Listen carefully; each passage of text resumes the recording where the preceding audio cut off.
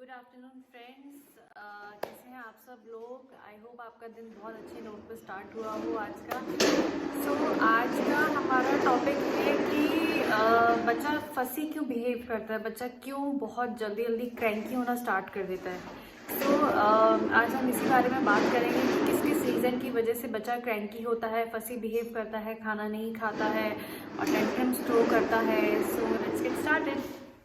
बच्चा सबसे पहले क्रैंकी बिहेव क्यों करने लग जाता है कि आप कहते हैं कि मेरा बच्चा एकदम ठीक था और सडनली उसका स्लीप पैटर्न चेंज हो गया है, स्लीप रिग्रेशन हो रहा है, सोता नहीं है रात में और क्रैंकी बिहेव कर रहा है, फंसी बिहेव कर रहा है। वो खाता था और सडनली उसने खाना स्टॉप कर दिया है। बच्चा क्रैंकी ऐसे बिहेव नहीं करता है। ऐसा नहीं है कि हाँ एकदम से वो एकदम सही चल रहा है, उसका सब कुछ रूटीन चल रहा है और एकदम से उसने चिड़चिड़ करना स्टार्ट कर दिया। नहीं, ऐसा नहीं होता। आप इस चीज़ को इस तरीके से रिलेट करेंगे, कुछ ना कुछ कभी हमें कोई प्रॉब्लम होती है या हम लोग को ऐसा लगता है कि यार वो ठीक नहीं है या तबीयत ठीक नहीं है, तो हम लोग भी चिड़चिड़ करना स्टार्ट कर देते हैं। हम लोग भी थोड़ा सा इरिटेट होना शुरू कर देते हैं। हमें लगता है कि यार मन नहीं कर रहा है, ये मत करो, वो मत करो, खाने का मन नहीं है, बस सोने दो। एग्जैक्टली ऐसा ही बच्चे के साथ में भी होता है। मेरा 15 मंथ्स ओल्ड बेबी है और उसके साथ में सबसे मेजर इशू अभी करेंटली ये है कि उसकी टीथिंग प्रॉब्लम है।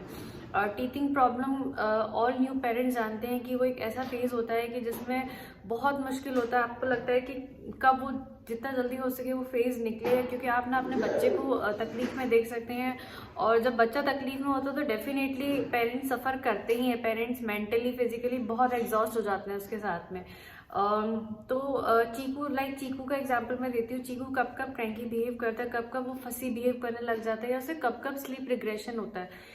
सबसे पहला रीज़न है, सबसे फर्स्ट पॉइंट ये है कि उसको ये सारे प्रॉब्लम तब होती है जब उसके साथ टीथिंग प्रॉब्लम स्टार्ट होती है। जैसे उसको टीथिंग प्रॉब्लम स्टार्ट होती है, उसका एपेटाइट लॉस हो जाता है, उसको लूज मोशन हो जाते हैं, वो रात में प्रॉपरली सो नहीं पाता है और जब वो प्रॉपरली सो नहीं पाता तो उसका पूरा दिन का जो शेड्यूल होता है वो पूरा का पूरा बहुत ख़राब हो जाता है। वो पूरा दिन फिर जैसे हम लोग नहीं सो पाते तो हम लोग भी दूसरे दिन पूरा एग्जॉस्टेड रहते हैं, ऐसे वो एग्जॉस्टेड रहता है और वो क्रैंकी बिहेव करने लग जाता है। तो टीथिंग प्रॉब्लम सबसे मेजर इशू होता है बच्चों के साथ में, स्पेशली 6 मंथ प्लस से लेके 6 मंथ प्लस से लेके जब तक बच्चों का पूरे टीथ नहीं आ जाते तब तक उनको ये प्रॉब्लम रहता है। सेकेंडली बच्चों को स्लीप रिग्रेशन होता है। चिकू नो, स्लीप रिग्रेशन होता है 9 मंथ्स पे, 8 मंथ्स पे, 12 मंथ्स पे होता है, 18 मंथ्स पे होता है। स्लीप रिग्रेशन बेसिकली वो होता है जिसमें बच्चों के अंदर बहुत सारे बच्चा बहुत जल्दी ग्रो कर रहा होता है, बहुत सारी चीज़ें उसके इंटरनली ग्रो कर रही होती हैं बहुत स्पीड पे, बहुत एनर्जी होती है उसके अंदर और एकदम से होता है जैसे हम। सेकंड रीज़न होता है बच्चे का क्रैंकी या फंसी बिहेव करने का कि जब बच्चे की एक पर्टिकुलर स्टेजेस आती है, 8 या 9 मंथ होता है, 11 या 12 मंथ होता है, 15-16 मंथ्स हो गए, 18-19 मंथ्स हो गए, 2+ ईयर हो गए। सो ये एक ऐसे ऐसे पॉइंट्स होते हैं जहाँ पे बच्चों के क्या ग्रोथ स्पर्ट्स इतने हाई लेवल पे डेवलप हो रहे होते हैं कि उनका पूरा जो बेसिक बॉडी का रूटीन होता है, डे का रूटीन होता है, वो बहुत जल्दी चेंज हो जाता है। तो हमें स्पेशली इन टाइम फेजेस पे अगर आपके बच्चा 2 से 2.5 साल का है या अगर आपका बच्चा 18 से 19 महीने का है तो आपने ये चीज़ फील करी होगी कि इस टाइम पीरियड पे बच्चे के स्लीप रिग्रेशन की बहुत ज़्यादा प्रॉब्लम आई है। बच्चा प्रॉपरली सोता नहीं है, रात में बहुत बार उठता है और अगर एट द सेम टाइम अगर उसको टीथिंग का भी इशू है तो वो डबल पूरा दिन में उसका बहुत ज़्यादा चिड़चिड़ होना, खाना नहीं खाना और हर वक्त ये डिमांड करना कि पेरेंट्स मेरे पास में रहें, मम्मी पापा कहीं नहीं जाए, मुझे उनके साथ ही रहना है और ये सारी चीज़ें होती है। तो सेकंड रीज़न सबसे बड़ा होता है बच्चे का फंसी या क्रैंकी बिहेव करने का, स्लीप रिग्रेशन।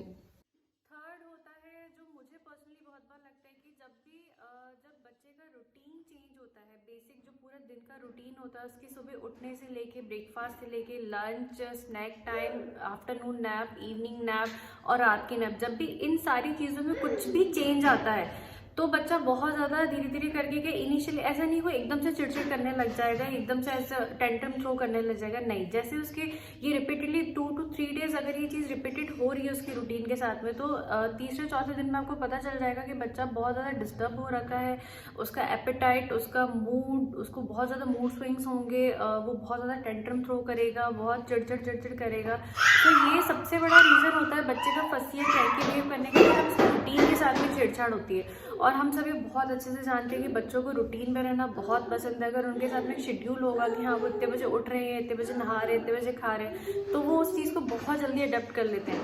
ऐसा नहीं होता कि बच्चे रूटीन को नहीं अडेप्ट करते।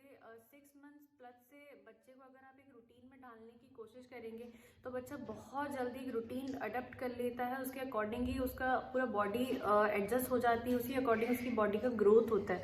सो आप ये हमेशा मेक श्योर करिए कि बच्चे का रूटीन कभी भी किसी भी पॉइंट पे उसका रूटीन के साथ छेड़छाड़ नहीं होनी चाहिए। हाँ, अगर आप कहीं बाहर गए हुए हैं या आप आपके घर में कोई आया हुआ है या आप हॉलीडेज पे गए, तो डेफिनेटली आप इस चीज़ के लिए मेंटली प्रिपेयर रहिए कि अगर आपका बच्चा 1 से 2 साल के बीच में है, क्योंकि 2 साल से ऊपर का बच्चा होता है कि चीज़ों को थोड़ा समझने लग जाता है। आप अगर उसको अच्छे से समझाएंगे कि बेटा हम लोग बाहर गए हैं, थोड़ा ये होगा वो होगा, तो वो चीज़ों को समझेगा।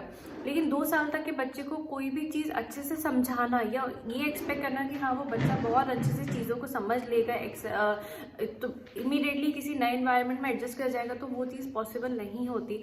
अगर आप लोग बाहर जाते हैं तो आप इस चीज़ के लिए हमेशा मेक श्योर रहिए कि कहीं ना कहीं एक पॉइंट पे आपको बच्चे के साथ में दिक्कत आएगी। ये एज अ पेरेंट आपको पता होता है कि हाँ मेरे बच्चे के साथ में ये दिक्कत आएगी और मैं इस चीज़ को कैसे डील करूँगा।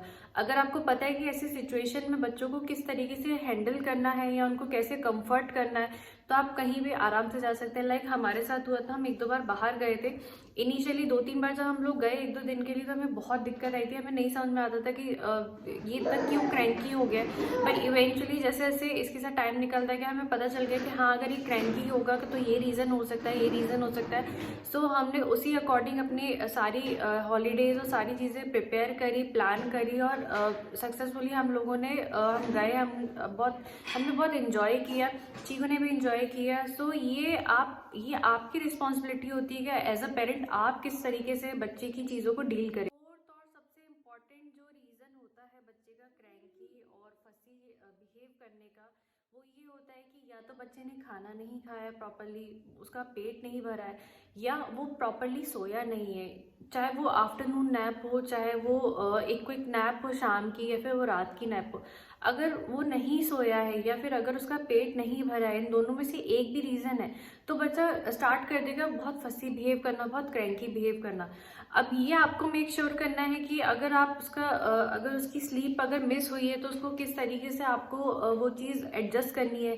या बच्चे ने अगर खाना नहीं खाया, सपोज करिए अगर आप बेबी लेड वीनिंग फॉलो कर रहे हैं मेथड कि बच्चा, आपने जो भी चीज़ बनाई अपने बच्चे को ऑफर किया, बच्चे ने नहीं खाया, तो ठीक है, 1 बार हो गया, 2 बार हो गया, 3 बार हो गया।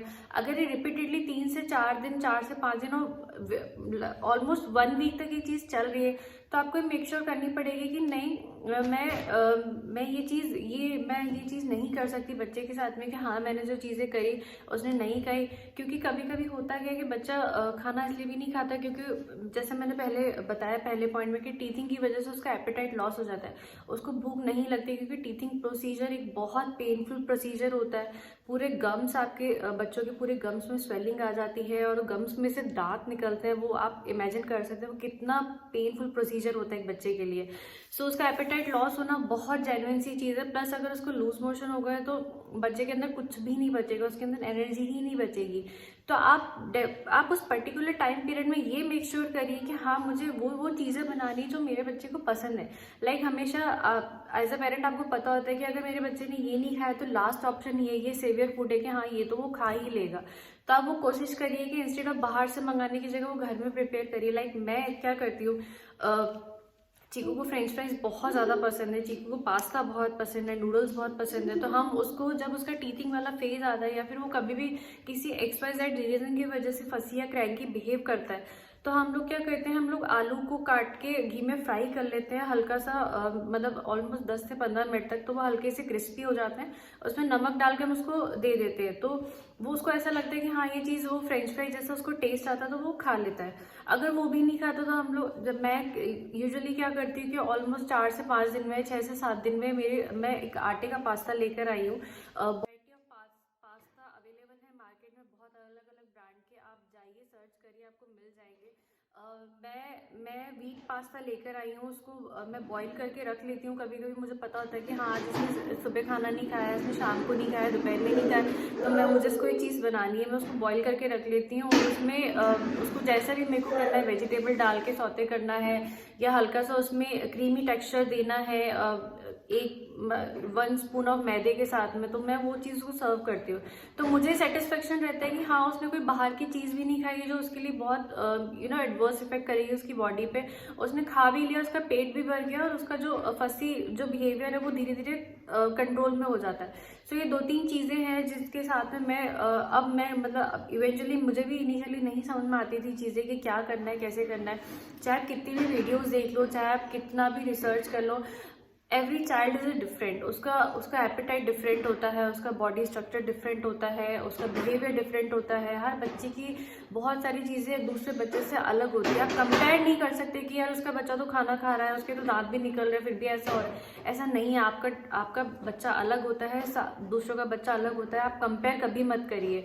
इंस्टेड ऑफ कंपेयर करने की बजाय, गिल्ट में आने की बजाय कि मेरे साथ ऐसा क्यों है, क्वेश्चन करने की बजाय आप चीज़ों का सोल्यूशन निकालिए। बहुत बहुत सिंपल होता है बच्चों के साथ में चीज़ों का सोल्यूशन निकालना, बहुत कोई रॉकेट साइंस नहीं होती है कि कैसे होगा क्या होगा। अगर आप चीज़ों को ऑब्जर्व करेंगे, क्योंकि बच्चे हर चीज़ का साइन देते हैं हमेशा, चाहे उन्हें नींद आ रही हो, चाहे उन्हें भूख लग रही हो, चाहे उन्हें सुसु पॉटी जाना हो, बच्चे हर चीज़ का साइन देते हैं। कि हम एज अ पेरेंट, हमारी ड्यूटी है हम साइन को कितना जल्दी कैच करते हैं, चीज़ों को समझते हैं।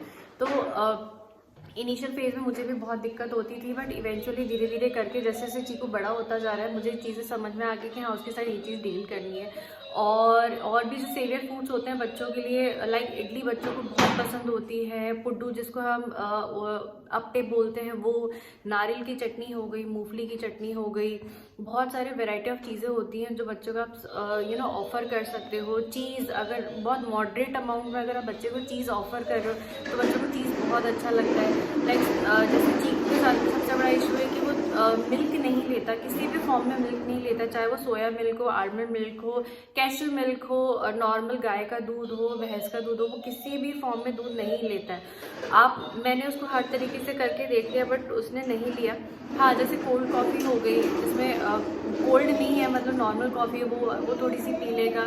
या कभी कभार उसका अगर मन होगा तो वो फ्लेवर्ड मिल्क पीने लगा, जो बादाम का मिल्क होता है, लेकिन वो कभी कभार होता है, once in a blue moon होता है, तो वो मिल्क नहीं लेता है। इसलिए मुझे हमेशा मेक श्योर करना पड़ता है कि वो उसका सब्स्टिट्यूट हमेशा खाए, चाहे वो रायते के फॉर्म में खाए, चाहे वो पनीर के फॉर्म में खाए, चाहे वो चीज़ के फॉर्म में खाए। हाँ, ऐसा नहीं होता कि बच्चा हर चीज़ खाता है, ऐसा चीकू के साथ में भी नहीं है, लेकिन हाँ वो खा लेता है। लाइक वो एक दो दिन में कुछ ना कुछ चीज़ खा लेगा, या पनीर खा लेगा, या दही खा लेगा। उसको रायता बहुत पसंद है। लाइक अभी विंटर्स में बथुए का रायता हम लोग बनाते हैं, बथुए का रायता बहुत अच्छा होता है, वो उसको बहुत पसंद है, तो वो रायता खा लेता है। तो आप ये मेक श्योर करिए कि बच्चा अगर जो रूटीन की चीज़ें बन रही है वो नहीं खा रहा है, तो एटलीस्ट उसके पास, आपके पास ये चीज़ों का सब्स्टिट्यूट होना चाहिए कि हाँ अगर ये नहीं खा रहा तो एटलीस्ट उसको ये दे दो।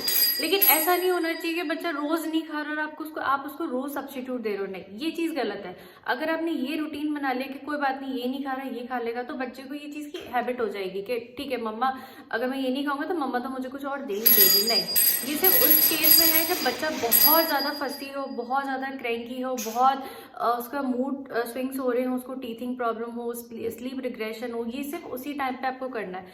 क्योंकि जैसे मैंने कहा, बच्चे बहुत जल्दी चीज़ों को अडॉप्ट करते हैं, बहुत जल्दी चीज़ों को कैच करके उनको अपनी हैबिट में बना लेते हैं। तो आप जो भी चीज़ कर रहे हैं बहुत ध्यान से, पूरा सोच समझ के बच्चों के साथ इम्प्लीमेंट करिए। तो ये मेजर पॉइंट्स होते हैं बच्चों के क्रैंकी और फैसिलिटेट करने में। और बच्चा बच्चे चिड़चिड़ करते हैं तो पेरेंट्स बहुत अपसेट हो जाते हैं, या गुस्सा आ जाता है, टेम्पर लूज कर देते हैं कि ऐसा क्यों कर रहा है, ये समझ में नहीं आ रहा कि इतना टेंट्रम्स हो रहा है। ऐसा नहीं होता, बच्चों को कुछ ना कुछ दिक्कत होती है तब वो हमेशा ही चीज़ करते हैं। और लास्ट तो मुझे ऐसा लगता है जो एक टॉडलर जो फेज होता है, जो बच्चा जिस टाइम पे टेंट्रम थ्रो करता है, वो एक फेज होता है। लाइक सबके लाइफ में एक फेज आता है ना, जैसे टीनेज एक फेज होता है और आप एडल्टहुड एक फेज होता है। इसी तरीके से बच्चे के साथ वो टॉडलर फेज होता है जिसमें वो टेंट्रम थ्रो करता है। आप उसको, आप अपने आप के अंदर कितना पेशेंस ला सकते हैं उसको डील करने के लिए, कितना आप अपने आप को कूल एंड काम रख सकते हैं, ये आपके ऊपर है। आप जितना ज़्यादा कूल एंड काम, हाँ, you are back, Cheeku is back.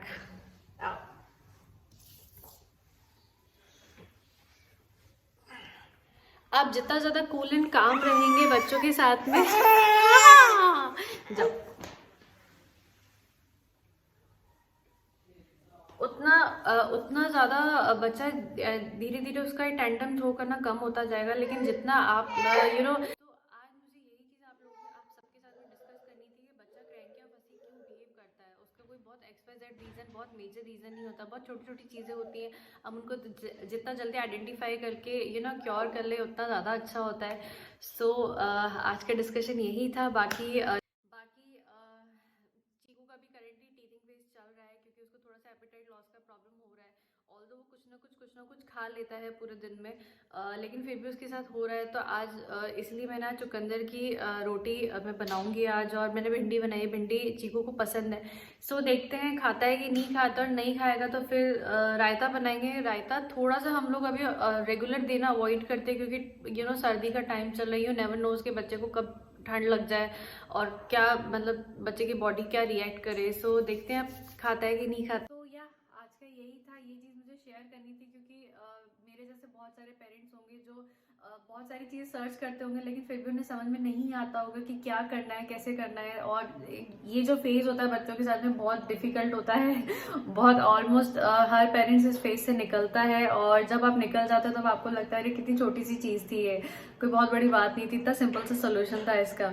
सो यही है, ये चीज़ मुझे शेयर करनी था आप लोगों के साथ में। आप लोग बताइए कि जब आपके साथ में ये वाला फेज आया या चल रहा है तो आप लोग इस चीज़ को किस तरीके से डील करते हैं। सो आप लोग भी अपनी थॉट्स शेयर करिए, जब आपने ये चीज़ फेस करी है, करेंटली आपके साथ में चीज़ें हो रही तो आप लोग क्या करते हैं। इससे कभी कभी होता है ना, जब हम शेयर करते तो हमें पता अच्छा ऐसा भी करना है, ऐसा भी हो सकता है। तो हो सकता है कि शायद मैंने कभी उस तरीके से ना सोचा, और जो जिस तरीके से आप लोग चीज़ों को डील कर रहे हो, सो इसी तरीके से एक दूसरे के साथ शेयर करेंगे हम लोग बहुत सारी बातें। और भी बहुत सारी बातें हैं पेरेंटहुड को लेके, मदरहुड को लेके, बहुत सारी चीज़ें हैं डे टू डे लाइफ की जो बहुत सिंपल होती है, बट हम लोगों को ऐसा लगता है अरे कैसे करना है, कैसे नहीं करना है, और हम इवेंचुअली चीज़ों को फिगर आउट कर लेते हैं, उनका सोल्यूशन निकाल लेते हैं और डील करना सीख जाते हैं। सो या आज के ब्लॉग में इतना ही था, यही सारी बातें शेयर करनी थी आप लोगों के साथ में। सो आज के लिए यही ब्लॉग को एंड करते हैं। Take care till then.